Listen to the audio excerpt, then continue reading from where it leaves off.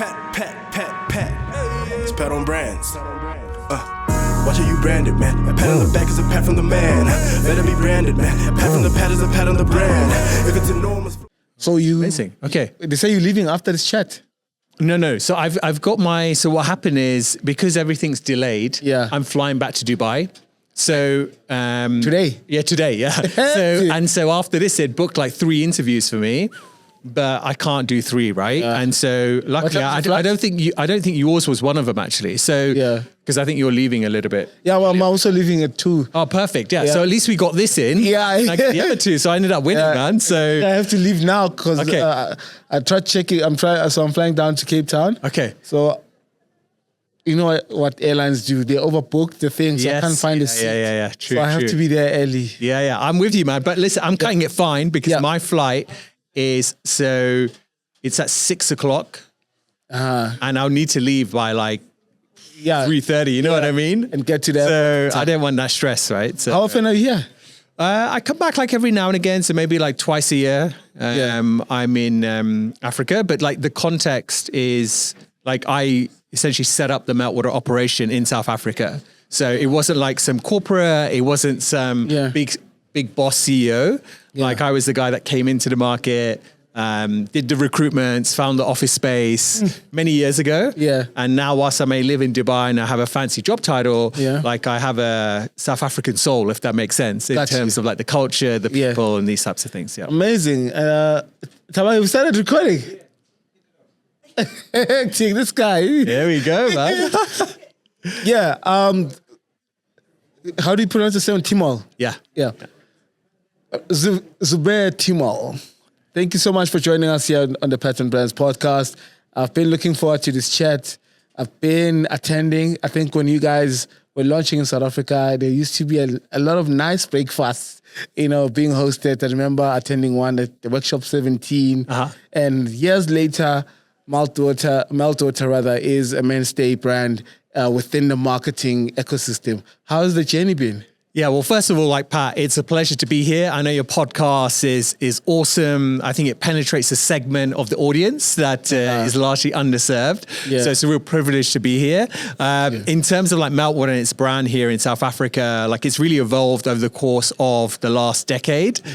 We started off and entered the market with no brand proposition, no brand awareness, and also with a technology that was very difficult to understand, right? Let's be honest, like a decade ago, people like online monitoring, like what is that, right? Like everything was done physically in terms of news clippings. So it's been great to be part of the community and industry to help shape the digital narrative and more importantly, also develop people that are now mainstays, not only within Meltwater, but also across the broader industry. So I think it's a combination of driving brand, developing people, and now using technology as an enabler for others. If one could just ask us a very simple question at a very basic level, what problem is Meltwater solving for?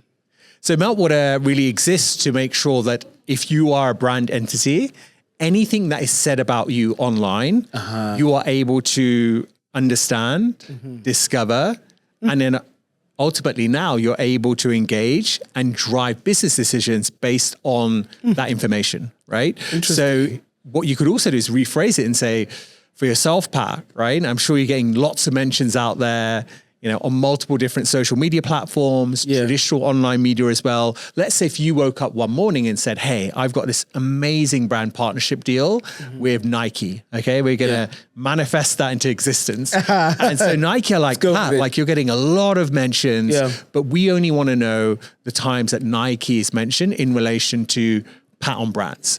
So we can find that information, so we can find that needle in a haystack. We can also double click into that and help you and Nike understand, is that positive, neutral, or negative? And obviously then you can scale that up or down based on the needs of your client.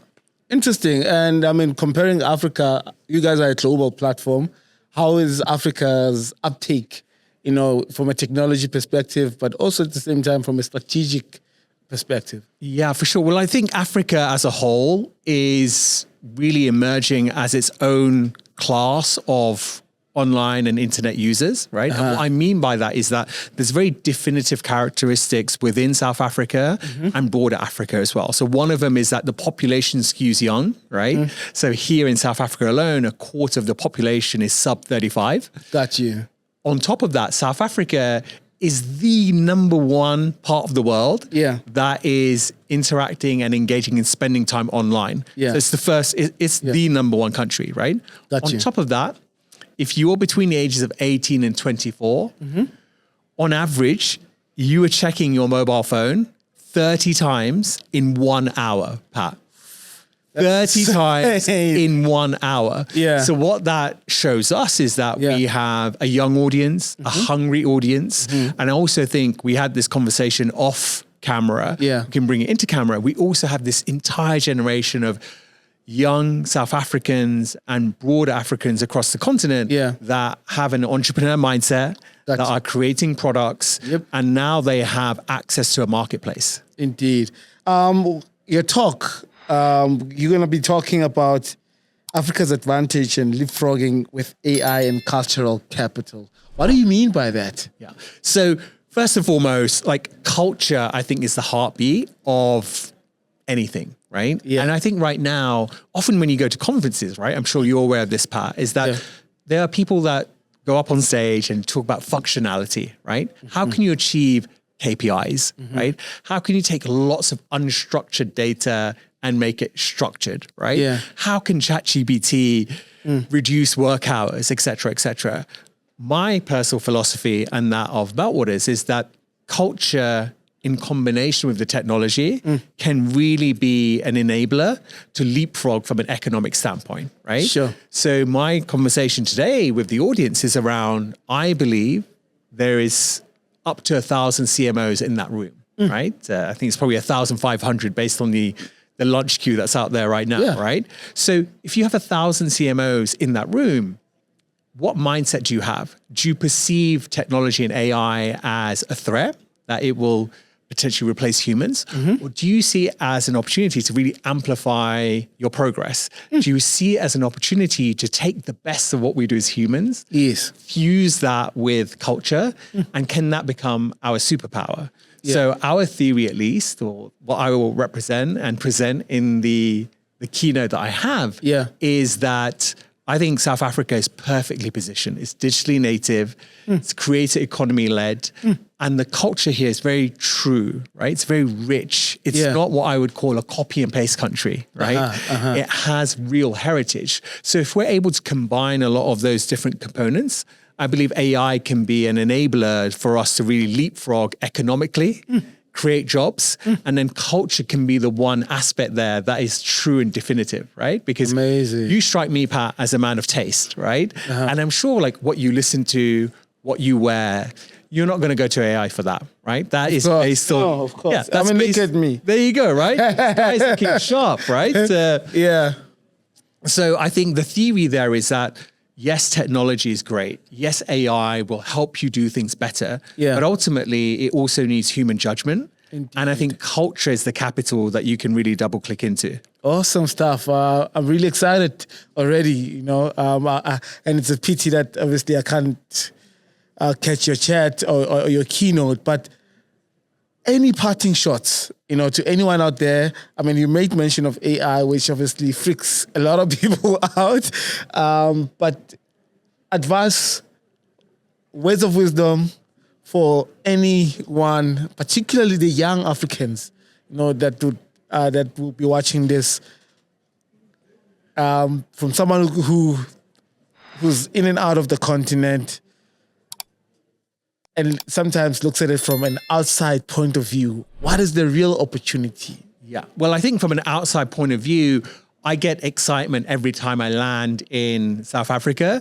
And that's not just because I get to eat finger licking or, you know, like any of the other, like Charles and the rest of it, right? Food aside, like I'm excited because of the energy, because of the people, because of there's a young generation here that want to mobilize. And I think so easy if you're sat in, if you're listening to this, if you're in the gym, you're in the car, you're at home, and you're like, but South Africa, Johannesburg, it's not London, it's not New York, it's not Singapore, it's not Paris. I'm here to let you know that in South Africa, we have the potential via tech to become the next London, the next Paris. We have the opportunity to shape cultural trends. We have the opportunity to create jobs. We have the opportunity to enter a blank canvas and paint our own picture. So one of the sage words of wisdom that I like to share with the team is that if you are in the tech space, if you're in the creative space, if you have an idea, please try and engage with it. Take a risk, right? Because who knows, maybe you end up becoming